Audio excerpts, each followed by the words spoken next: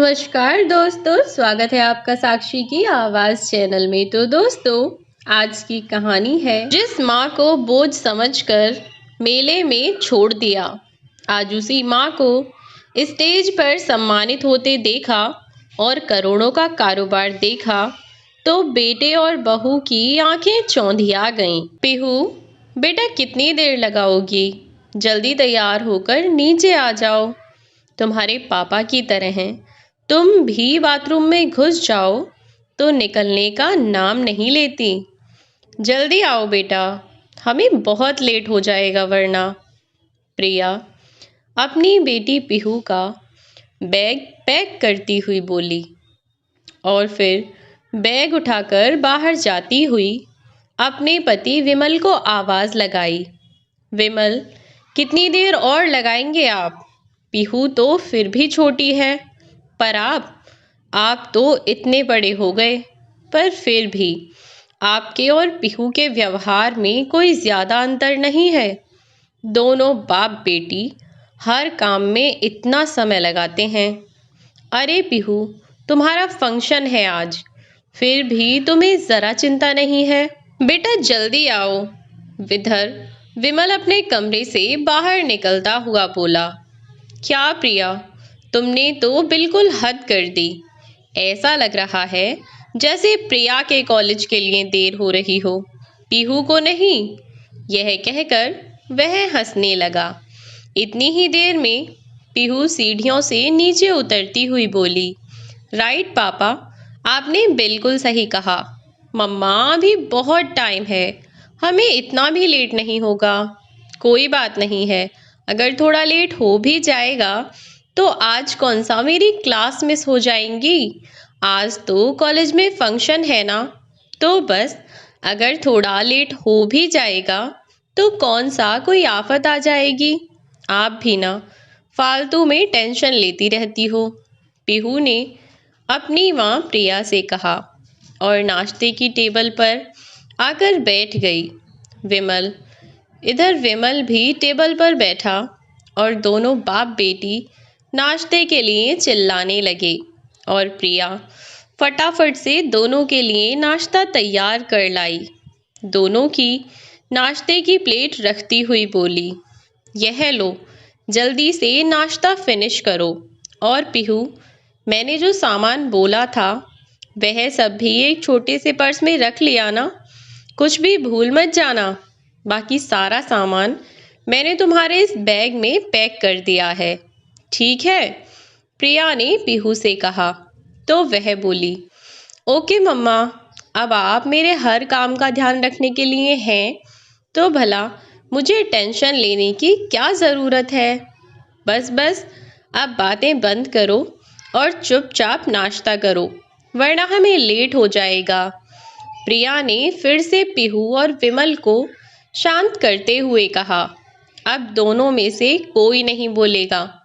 जल्दी नाश्ता करो, फिर हम लोग निकलते हैं इस कॉलेज के लिए।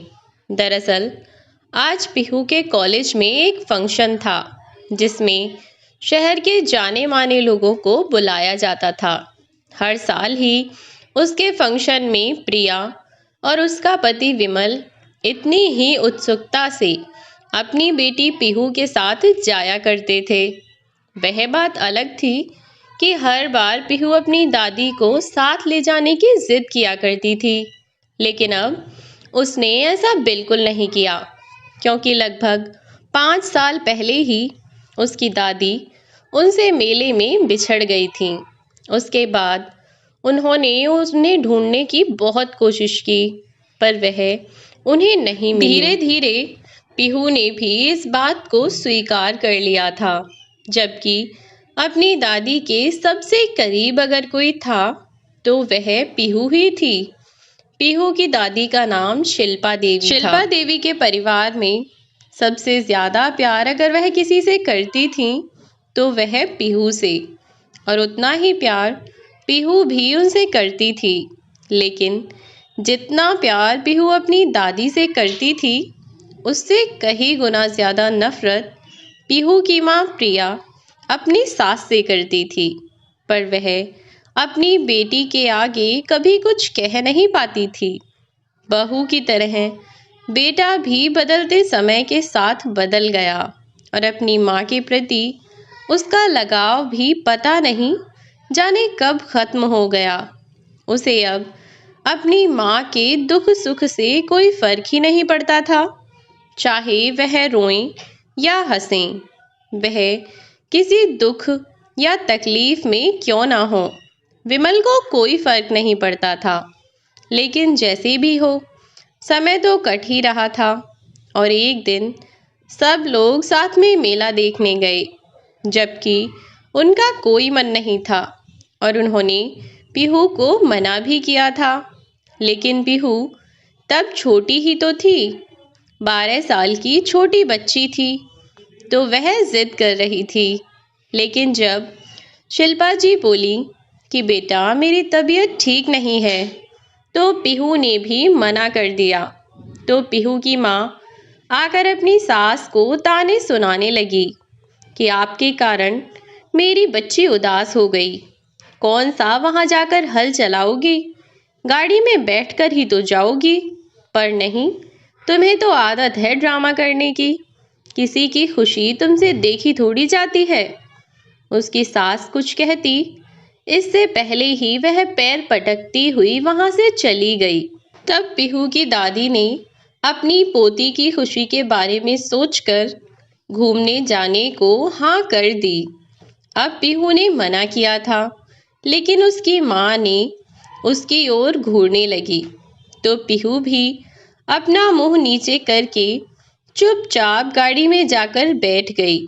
पीछे पीछे पीहू की दादी भी चली गईं, जबकि उनकी तबीयत ठीक नहीं थी, पर फिर भी वह चली गईं। शहर से दूर किसी दूसरे शहर में मेला लगा हुआ था। गाड़ी में सवार होकर परिवार के सभी लोग मेले के लिए निकल पड़े। रास्ते में पीहू बार बार अपनी दादी के सर को छूकर देख रही थी, क्योंकि उसकी दादी को शायद बुखार था, जिसकी वजह से उनके शरीर का तापमान थोड़ा ज्यादा था। मम्मा, हमें आज नहीं आना चाहिए था। मेला देखने तो हम फिर किसी दिन भी जा सकते हैं। आप देखिए तो सही, दादी की तबीयत कितनी खराब है। पीहू ने अपनी दादी का सिर छूते हुए कहा। तब उसकी माँ ने कहा, पीहू, हम पहले ही आधे रास्ते आ चुके हैं बेटा, और अब तुम दादी के बारे में सोचकर परेशान मत हो। मैं वहां पहुंचते ही तुम्हारी दादी को दवाई दिला दूंगी, ठीक है। पीहू ने गर्दन हिलाई और उसकी दादी पीहू का सिर अपनी गोद में रखकर पीछे की सीट पर सिर टिकाकर बैठ गईं और गाड़ी मेले की ओर चल पड़ी। घंटे 2 घंटे में पीहू, उसकी दादी और उसके मम्मी पापा सब लोग मेले में पहुंच चुके थे। वहां पहुंचकर पीहू झूले में झूलने का कहने लगी, तो प्रिया ने अपने पति विमल से कहा, विमल, आप पीहू को यहाँ झूले में झुलाओ, मैं माँ जी को दवाई दिला कर लाती हूँ। तब पीहू बोली, मम्मा, मैं भी आपके साथ चलती हूँ। अरे प्रिया, तुम पीहू के साथ यहीं रुको और इसे घुमाओ, मैं बस 10 मिनट में माँ को दवाई दिला कर आता हूँ। इतना कहकर विमल अपनी माँ को लेकर वहाँ से निकल गया और प्रिया पीहू को झूला झुलाने लगी। लेकिन फिर भी विमल नहीं आया, तो पीहू बोली, मम्मा, कितनी देर हो गई है पापा को, अभी तक दादी को दवाई दिलाकर नहीं आए। बहुत ज्यादा भीड़ है ना बेटा, इसलिए देर लग गई होगी। थोड़ी बहुत देर में तुम्हारे पापा आते ही होंगे। प्रिया ने पीहू को बहलाने की कोशिश की, लेकिन पीहू नजरें गड़ाकर देखती रही कि तभी उसकी नजर पड़ी सामने से विमल आ रहा था। तब प्रिया बोली, देखो तुम्हारे पापा आ गए। लेकिन विमल अकेला था, विमल के साथ कोई नहीं था। जब विमल आया तो पीहू ने पूछा, पापा, दादी कहाँ हैं? आप तो दादी को दवाई दिलाने लेकर गए थे ना? फिर दादी कहाँ चली गईं? विमल अपनी आंखों में आंसू भरकर बोला, प्रिया, माँ कहीं गुम हो गईं। मैं माँ को दवाई दिलाने के लिए लेकर गया था, पर जैसे ही मैं माँ को दवाई दिलवाकर वापस लौट रहा था कि तभी वहाँ पर एक बच्ची रोती हुई दिखाई दी, जो कि अपने माँ बाप से बिछड़ गई थी। मैं उसकी मदद करने के लिए उसके पास पहुँचा और उसके माँ बाप को ढूंढा, पर जब तक मैं वापस आया तब तक माँ उस डॉक्टर की दुकान से पता नहीं कहाँ गायब हो गई थी। मैंने उन्हें ढूंढने की बहुत कोशिश की, पर वह मुझे कहीं नहीं मिली। मेले में भीड़ इतनी ज़्यादा थी कि प्रिया, विमल और पीहू ने शिल्पा जी को ढूंढने की बहुत कोशिश की, पर वह उन्हें नहीं मिली। और उस दिन उस मेले में पीहू की दादी उससे बिछड़ गई थी। पीहू ने शुरू में तो अपने मम्मी पापा का जीना हराम कर दिया था। वह हर समय अपनी दादी को पुकारती रहती थी। एक लंबे समय तक वह बीमार भी रही। लगभग 15 दिन की बीमारी के बाद वह धीरे धीरे ठीक होने लगी और अब वह अपनी दादी को मिस तो करती थी, लेकिन उसने इस बात को स्वीकार कर लिया था कि उसकी दादी उसे एक न एक दिन ज़रूर मिलेंगी। लेकिन वह तब तक उसे जब तक नहीं मिल जाती, पीहू को ऐसे ही खुश रहना होगा। बस यही सोचकर पीहू हर वक्त खुश रहती थी कि उसकी दादी उसे हमेशा ही खुश देखना चाहती थी। अब पीहू, विमल और प्रिया तीनों पीहू के कॉलेज जा पहुँचे, जहाँ पर फंक्शन की सभी तैयारियां हो चुकी थीं। वह छोटी सी पीहू आज 17 साल की खूबसूरत लड़की थी, जो कि पूरी तरह से स्वतंत्र थी। पीहू के माता पिता भी जाकर उस फंक्शन में शामिल हो गए और पीहू अपनी परफॉर्मेंस की तैयारी के लिए अंदर चली गई। अब पीहू के माता पिता वहां बैठी ऑडियंस में शामिल होकर अपनी बेटी को स्टेज पर जाने का इंतज़ार कर रहे थे। धीरे धीरे बच्चों की परफॉर्मेंस होना शुरू हुई और देखते देखते पीहू की बारी भी आ गई। सभी बच्चों ने अपनी ओर से पूरी मेहनत और लगन के साथ अपनी अपनी प्रस्तुति दी। कार्यक्रम में सभी बच्चे पूरी लगन और निष्ठा के साथ शामिल हुए। अपनी तरफ से सभी बच्चों ने बहुत अच्छा प्रयास किया और क्योंकि अब सभी बच्चों की परफॉर्मेंस ख़त्म हो चुकी थी, इसलिए अब बारी थी बच्चों को पुरस्कार देने की। वहां उपस्थित सभी मेहमानों को बुलाया गया। एक के बाद एक बच्चे आते रहे और सभी अतिथि उन्हें पुरस्कार देते रहे कि तभी स्टेज पर खड़े एंकर ने अनाउंस किया कि हमारी आज की चीफ गेस्ट बहुत ही ख़ास हैं। दरअसल वह बहुत ही कम समय निकाल पाती हैं कहीं भी जाने के लिए, लेकिन हमारी रिक्वेस्ट पर वह यहाँ आने के लिए तैयार हो गई थी। लेकिन रास्ते में किसी मजबूर की मदद करने के लिए वे रुक गईं, जिसके कारण उन्हें इतनी देरी हो गई। पर कोई नहीं, गरीबों का भला करने वाले ऐसे महान लोग बहुत कम ही होते हैं। तो आज आप सभी को एक ऐसी शख्सियत से मिलने का मौका मिलेगा जिससे मिलने के लिए लोग तरसते हैं। जी हाँ, आज हमारे बीच उपस्थित हैं शिल्पा देवी जी, जो कि अपनी कला के दम पर न जाने कितने मजलूम और मजबूर लोगों का सहारा बनी हुई हैं। तो ज़ोरदार तालियों से स्वागत कीजिए शिल्पा देवी जी का।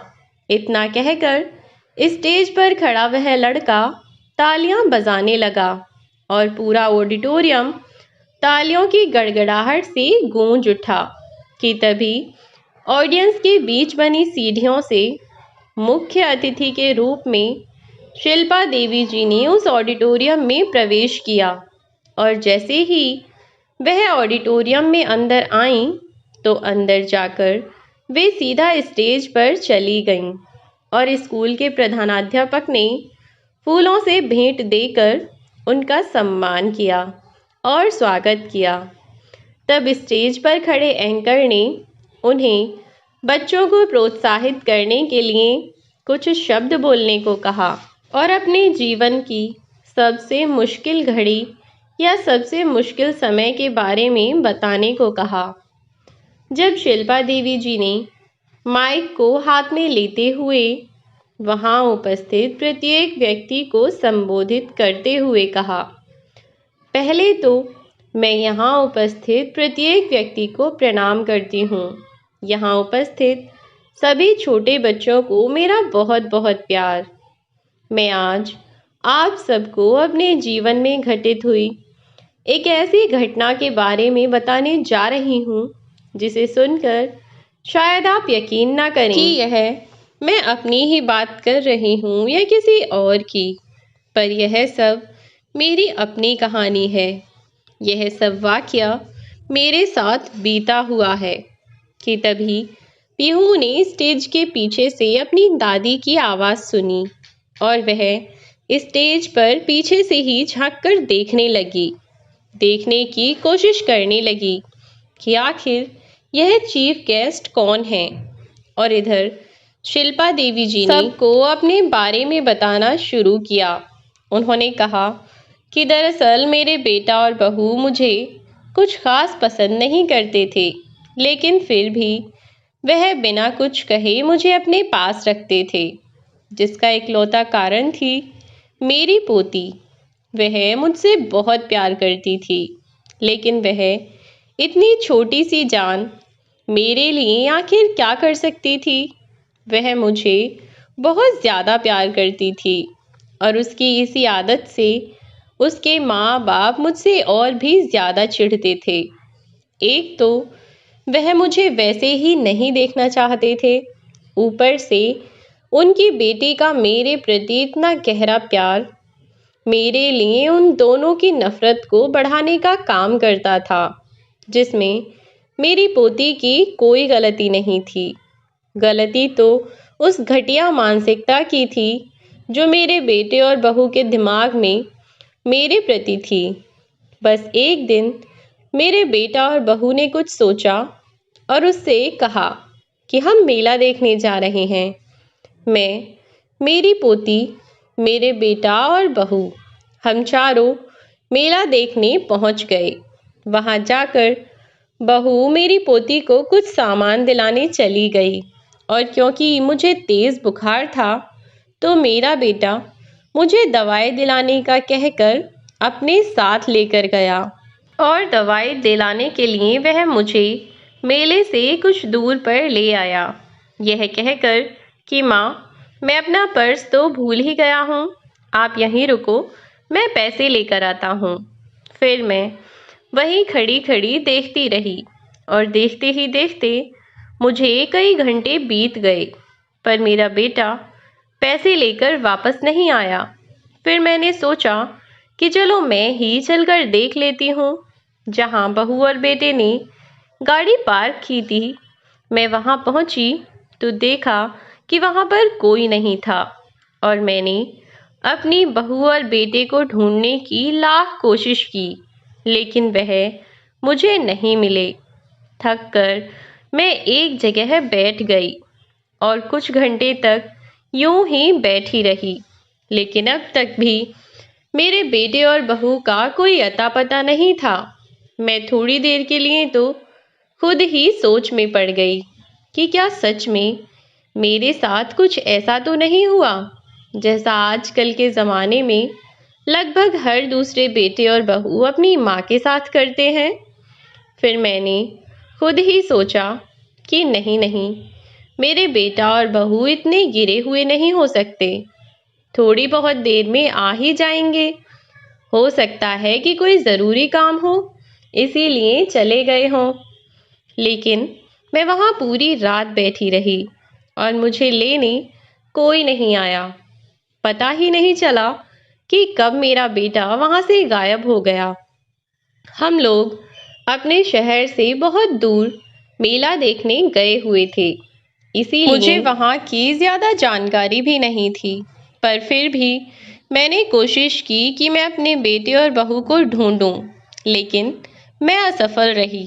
फिर कुछ समय बाद मैंने अपने छोटे से बैग में हाथ डालकर देखा, क्योंकि मैं अपने बैग में कुछ पैसे रख लिया करती थी ताकि कभी मजबूरी में मेरे काम आ सकें। और उस समय मैं जितनी मजबूर थी उससे ज़्यादा तो कभी नहीं हो सकती थी। इसीलिए मैंने जैसे ही अपने बैग में हाथ डाला तो बैग में पैसों की बजाय एक कागज़ निकला, जिसमें लिखा हुआ था कि बस बुढ़िया, अब हमारा पीछा छोड़ दे और आज के बाद हमारे घर की ओर वापस मुड़कर भी मत देखना। कब तक हमारी छाती पर मूंग डलती रहेगी? अगर थोड़ी भी शर्म बची हो तो वापस हमारे घर की तरफ मुड़कर भी मत देखना। उस पर्चे को देखकर पहले तो मुझे यकीन ही ना हुआ। फिर मैंने खुद को समझा लिया, क्योंकि उस पर जो लिखावट थी वह मेरी बहू की ही थी और इसके बारे में मेरे बेटे को भी सब कुछ पता था, क्योंकि मेरी बहू ने यह सारी बातें उस पर्चे में लिख दी थीं। उसने लिखा था कि मेरा बेटा और बहू दोनों में से कोई भी मुझे उस घर में नहीं देखना चाहता। वे केवल मुझे मेरी पोती के कारण झेल रहे थे। पर्चे में और भी न जाने क्या क्या लिखा था, जिसे पढ़ने के बाद मेरी हिम्मत ही न हुई कि मैं किसी से फ़ोन मांगकर अपने बेटे को फ़ोन भी कर सकूं। लेकिन फिर भी मैंने बेशर्म बनकर अपने बेटे को कॉल किया तो वह फ़ोन उठाते ही बोल पड़ा, आज के बाद मुझे कभी कॉल मत करना, हमारे लिए तुम मर चुकी हो। और इतना कहकर उसने फ़ोन काट दिया। बस उस दिन मैंने सोच लिया था कि आज के बाद मेरा कोई नहीं है, मैं खुद ही अपने लिए काफ़ी हूँ। बस मैंने ठान लिया कि मुझे न सिर्फ अपने लिए बल्कि अपने जैसे मजदूर और मजबूरों के लिए कुछ करना चाहिए। और ईश्वर की कृपा से मेरे हाथ में जो कलाकारी थी उसने मेरा साथ दिया और मैंने मिट्टी से ही मूर्तियाँ बनाना शुरू कर दिया। मेरे बेटे और बहू ने मुझे जिस मेले में छोड़ दिया था, मैंने वहीं उस मेले में 15-20 दिन तक लोगों के जंगलों में पड़े हुए फूस में रहकर अपनी रात बिताई और उसी मेले में वहीं की मिट्टी से बनाई हुई मूर्तियों को मैं सस्ते दामों में बेचने लगी, जिससे मेरी कुछ कमाई हुई। तो मैंने अपनी मूर्तियों की सुंदरता को और उभारा और इससे मेरी मूर्तियों की कीमत में भी बढ़ोतरी हुई। उन 10-15 दिनों में मैंने अपने लिए खाने का तो जुगाड़ कर ही लिया था और साथ ही अब मेरे पास कुछ पैसे थे जिनसे मैं कोई शुरुआत तो कर ही सकती थी। धीरे धीरे जैसे ही वह मेला ख़त्म हुआ, मैंने सड़क किनारे अपनी मूर्तियों को बनाकर बेचना शुरू कर दिया और एक दिन एक बड़ा व्यापारी मेरे पास आया और उसने मेरी सारी मूर्तियों को खरीद लिया। बस फिर क्या था, मुझे भी समझ में आ गया कि मेरी कला इतनी आम नहीं है, कुछ तो खासियत होगी ही, तभी तो इतने बड़े व्यापारी ने मेरे हाथ की बनी सारी मूर्तियों को खरीद लिया। बस फिर क्या था, मैंने अपने साथ साथ अपने जैसे और मजबूरों को जोड़ा और एक सीढ़ी से दूसरी सीढ़ी, दूसरी से तीसरी और तीसरी से चौथी, देखते ही देखते मैं कब ऊंचाइयों को छूती चली गई मुझे खुद भी पता न चला। और आज ईश्वर की कृपा से मेरे पास किसी चीज़ की कमी नहीं है, न घर की, न गाड़ी की, न व्यापार की और न पैसों की। अब न जाने मैं कितने गरीबों की मदद कर सकती हूँ और करती हूँ। जब ईश्वर ने मुझे इस लायक बनाया है तो मुझे उनकी मदद करनी चाहिए। बस यही सोचकर मैं कभी किसी मजबूर की मदद करने से पीछे नहीं हटती।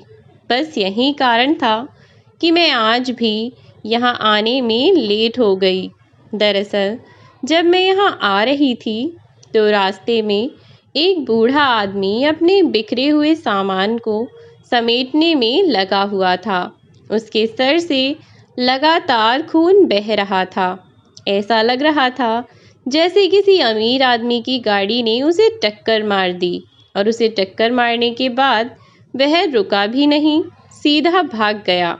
और वह बेचारा अपने घाव पर ध्यान न देकर अपने सामान को बटोरने में लगा हुआ था। तो बस मुझे यहाँ आने से ज़्यादा ज़रूरी उसे अस्पताल ले जाना लगा, तो मैं पहले उसे अस्पताल लेकर गई, उसके बाद यहाँ आई, जिसके कारण मुझे इतना समय लग गया। और बस बच्चों, मैं आप लोगों को यही कहना चाहूँगी कि इंसान यदि चाहे तो किसी भी उम्र में कितनी भी ऊंचाई को छू सकता है।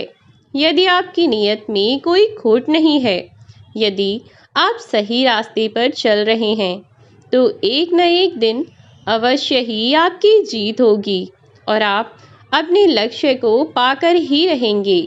फिर इस बात से कोई फर्क नहीं पड़ता कि आप 10 साल के हैं या 50 साल के।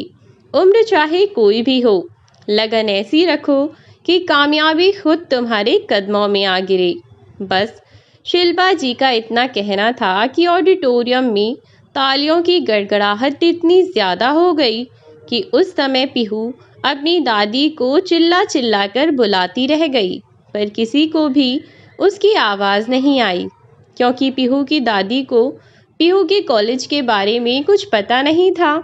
तो वह तो बस अपना काम कर रही थी, और इधर पीहू ने स्टेज के पीछे से झांक कर अपनी दादी का चेहरा देख लिया था। और जब उसने अपने पापा और मम्मी के कारनामे सुने तो वह चौंक गई। उसे यकीन ही ना हुआ कि उसके माँ बाप इतना गिर सकते हैं। और अपनी दादी की कहानी सुनकर उसकी आंखों से आंसू रुकने का नाम नहीं ले रहे थे। वह लगातार रोए जा रही थी, यह सोचकर कि उसकी दादी ने कितना कुछ सहा उसके माँ बाप के कारण। और यहाँ आज तक वह यही सोचती रही कि उसकी दादी गलती से मेले में कहीं बिछड़ गईं, पर उसे क्या पता था कि यह सब उसके अपने माँ बाप की सोची समझी साजिश थी। अपनी बूढ़ी माँ से पीछा छुड़ाने के लिए उन्होंने यह सब किया। पीहू को दुख तो हो ही रहा था, साथ ही साथ अपने माँ बाप के लिए उसके मन में बहुत ज़्यादा गुस्सा भी था। अपनी दादी की पूरी बात सुनने के बाद वह उन्हें आवाज़ लगा रही थी, लेकिन जैसे ही बात पूरी हुई तो सब लोग तालियां बजा रहे थे। जैसे ही तालियों की गड़गड़ाहट कुछ कम हुई तो पीहू स्टेज के पीछे से दौड़ती हुई आई और आकर अपनी दादी से लिपट गई और ज़ोर ज़ोर से रोने लगी। उस लड़की को यूं रोता हुआ देखकर शिल्पा देवी कुछ चौंक गईं। फिर जब उन्होंने पीहू का चेहरा देखा तो वह पीहू को पहचान गईं। हालांकि 5 साल में पीहू का चेहरा बहुत हद तक बदल गया था, लेकिन वह अपनी पोती को भला कैसे भूल सकती थी, जिससे वह इतना प्यार करती थी। पीहू को देखते ही उन्होंने भी उसे गले लगा लिया और वह खुद भी अपने आंसुओं पर काबू न रख सकीं। दोनों दादी पोती इतने बरसों बाद जो मिली थीं। जैसे ही शिल्पा देवी को आभास हुआ कि वह स्टेज पर खड़ी हैं और यहाँ आसपास बहुत लोग हैं, तो फिर अपने आंसू पोंछती हुई पीहू को चुप कराती हैं। पीहू ने अपनी दादी से कहा, दादी आप कहाँ चली गई थीं? मैंने आपको कितना मिस किया। मैंने आपको बहुत ढूंढने की कोशिश की थी, लेकिन दादी आप मुझे कहीं नहीं मिली। मेरे मम्मी पापा ने आपके साथ इतना बुरा बर्ताव किया और मैं कभी जान ही नहीं पाई कि मेरे माँ बाप इतने घटिया हो सकते हैं।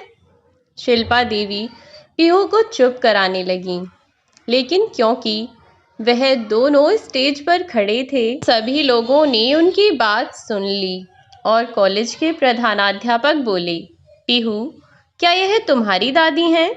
तब पीहू ने अपनी गर्दन हिलाई और अपना सर नीचे करती हुई बोली, जी सर, यह मेरी ही दादी हैं। तब प्रधानाध्यापक ने कहा, इसका मतलब शिल्पा जी के नालायक बहू और बेटे कोई और नहीं बल्कि तुम्हारे माँ बाप ही हैं। पीहू सिर नीचे करके सुनती रही और उधर भीड़ में खड़े पीहू के माँ बाप विमल और प्रिया दोनों अपना मुंह छुपाने की कोशिश कर रहे थे, लेकिन अब तो सबको पता चल गया था कि पीहू के माँ बाप ही शिल्पा देवी के बेटे और बहू हैं। तो पीहू के दोस्तों के माँ बाप, जो कि प्रिया और विमल के आसपास ही बैठे हुए थे, उन्होंने विमल और प्रिया का तमाशा बना लिया और उन्हें बातें सुनाने लगे। विमल और प्रिया जैसे ही वहां से भागने की कोशिश कर रहे थे कि तभी स्टेज पर खड़ी पीहू ने कहा, कहाँ भाग रहे हैं आप दोनों? आप दोनों को अपने किए कर्मों का सामना करते हुए बहुत शर्म आ रही है, पर आप लोगों को तो ऐसा लगता है ना कि आपने कुछ गलत ही नहीं किया। जब आपने कुछ गलत नहीं किया तो आप दोनों भाग क्यों रहे हैं? यहाँ खड़े होकर सबके सवालों का सामना कीजिए। अगर आप सही हैं तो कोई भी आपको कुछ कह ही नहीं सकता। और तब प्रिया और विमल वहीं खड़े हो गए और पीहू ने सबके सामने अपने माँ बाप को बहुत भला बुरा कहा। हालांकि वह समझती थी कि अपने माता पिता के प्रति ऐसा किसी भी औलाद का व्यवहार गलत ही है और उसके व्यवहार से उसके माँ बाप को बहुत ठेस पहुंच रही होगी, और ऐसा ही हो भी रहा था। पीहू ने जब अपने माँ बाप को कहा कि आप दोनों स्वार्थी हैं, अपने अलावा कभी किसी के बारे में नहीं सोच सकते, इतने मतलबी इंसानों के पास रहकर भला मैं क्या करूँगी? मुझे इतने घटिया इंसानों के पास नहीं रहना। तो यह सब सुनकर तो प्रिया की आंखों से आंसू निकल पड़े और वह बोली, यह तुम क्या कह रही हो? हमने जो भी किया है पीहू, सब तुम्हारे लिए ही तो। तुम्हारे लिए हमने क्या कुछ नहीं किया पीहू? तब पीहू बोली, वही तो जो आपने मेरे लिए किया है। दादी ने भी वह सब कुछ पापा के और आपके लिए भी किया है। आपको इस बात का तो एहसास है कि आपने मेरे लिए कितना कुछ किया है, लेकिन इस बात का ज़रा एहसास नहीं है कि दादी ने पापा के लिए कितना कुछ किया है।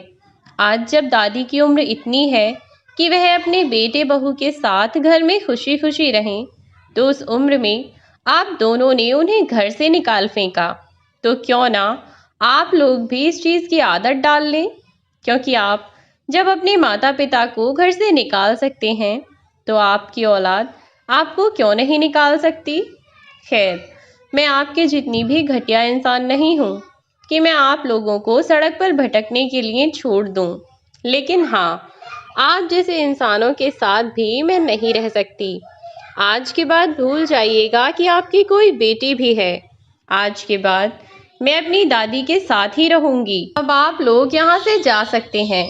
पीहू की यह बात सुनकर प्रिया और विमल दोनों सुन्न रह गए और स्टेज पर जाकर पीहू को मनाने लगे, पर पीहू ने अपना फैसला नहीं बदला और उन दोनों को वहां से तुरंत निकल जाने के लिए कहा। इधर शिल्पा जी की कहानी और विमल और प्रिया की करतूतें वहां खड़े हर एक इंसान को पता चल चुकी थी, तो उनकी नज़रों में विमल और प्रिया के लिए नफरत साफ दिखाई दे रही थी। स्टेज पर जाकर विमल और प्रिया ने अपनी माँ से माफ़ी मांगी और उनके पैरों में गिड़गिड़ाने लगे कि माँ, हमें माफ़ कर दो। हमने अपने बचपने में आकर इतनी बड़ी गलती कर दी। हमें माफ़ कर दो माँ। आगे से जीवन में कभी भी हम ऐसी गलती नहीं करेंगे। हमने भी आपको ढूंढने की कोशिश की थी जब प्रिया बहुत बीमार थी, लेकिन आप हमें कहीं नज़र नहीं पड़ी। गलती तो इंसान से ही होती है माँ। तो क्या आप अपनी औलाद को माफ़ नहीं कर सकती? इससे पहले कि शिल्पा देवी जी कुछ कहती, पीहू खुद ही बोल पड़ी, नहीं, नहीं कर सकती, क्योंकि गलती की माफ़ी होती है पर गुनाह की नहीं। और जो जानबूझकर पाप किया जाए उसकी तो बिल्कुल भी नहीं होती। तो अब आप लोग यहाँ से जा सकते हैं। जब पीहू ने अपना फैसला सुना दिया तो विमल और प्रिया के पास वहाँ से जाने के अलावा कोई और रास्ता ना था और वे दोनों पीहू के कॉलेज से खाली हाथ अपनी बेटी को वहीं कॉलेज में छोड़कर, या कहो कि अपनी दादी के पास छोड़कर अपने घर चले गए। आज भी पीहू अपनी दादी के साथ उनके पास रह रही है और विमल और प्रिया कई बार गए हैं पीहू को मनाने के लिए, लेकिन पीहू ने उन्हें माफ़ नहीं किया। विमल और प्रिया दोनों की इकलौती औलाद पीहू ही थी। आज उसके बिना दोनों अपना जीवन काट रहे हैं और जिन्हें भी सच का पता चला उन्होंने उन्हें गालियां ही सुनाई कि कैसे बेटा बहू हैं जो धोखे से माँ को छोड़ दिया। ये भी ना सोचा कि वे कहाँ रहेंगी, बेचारी क्या खाएंगी, कैसे जिएंगी बिन औलाद के। बिन औलाद रहना उनके लिए भी अब सबसे बड़ी सज़ा है। वह दिन रात अपनी गलती का एहसास करते हैं और यह समझते कि जब औलाद माँ बाप का साथ छोड़ देती है तो माँ बाप कितने अकेले हो जाते हैं। उस वक्त उनका दुख, उनकी तकलीफ़ कितनी ज़्यादा होती है। आज विमल और प्रिया को इस बात का एहसास होता है। एक दिन यह दुख इतना बढ़ गया कि घर पर प्रिया ने अपने हाथ की नस काट ली और पीहू के लिए एक चिट्ठी छोड़ी। खुशकिस्मती से वह बच गई, पर शिल्पा जी ने जब उनका इतना दुख देखा तो एक माँ के दिल ने उन्हें माफ़ कर दिया और उन्हें अपने पास आने की अनुमति दे दी। पर बेटे और बहू को जब अपनी गलती का एहसास हुआ तो उन्होंने अपनी माँ को अपने घर ले जाने की बात कही और वहाँ रहने से मना कर दिया कि माँ, आप अपने अच्छे कामों को जारी रखिए और हमारे साथ चलकर घर पर रहिए। अब उनकी अक्ल ठिकाने आ चुकी थी। तो दोस्तों, यदि आप चाहते हैं कि आपके बच्चे बुढ़ापे में आपकी सेवा करें, आपकी इज्जत करें, तो आपका फ़र्ज़ बनता है कि जब आपके भी बच्चे छोटे हैं तभी से आप उनके सामने अपने बड़ों की, अपने माता पिता की इज्जत करें और उनकी सेवा करें। उनसे ऊंची आवाज़ में बात ना करें, ना ही कभी अपनी मर्यादा लांघें। इस बात का लिहाज करें कि वह आपसे बड़े हैं। यदि आप छोटों के सामने शुरू से ही ऐसा व्यवहार करेंगे तो निश्चित ही वह भी बड़े होकर आपके साथ ऐसा ही व्यवहार करेंगे। तो दोस्तों, यह थी पूर्ण कहानी। कहानी आपको कैसी लगी हमें कमेंट बॉक्स में ज़रूर बताएं। वीडियो अगर अच्छी लगी हो तो वीडियो को लाइक और शेयर करना ना भूलें। चैनल को सब्सक्राइब ज़रूर कर दें अगर आप इस चैनल पर नए हैं तो। मिलती हूँ आपसे एक नई कहानी के साथ एक नई वीडियो में।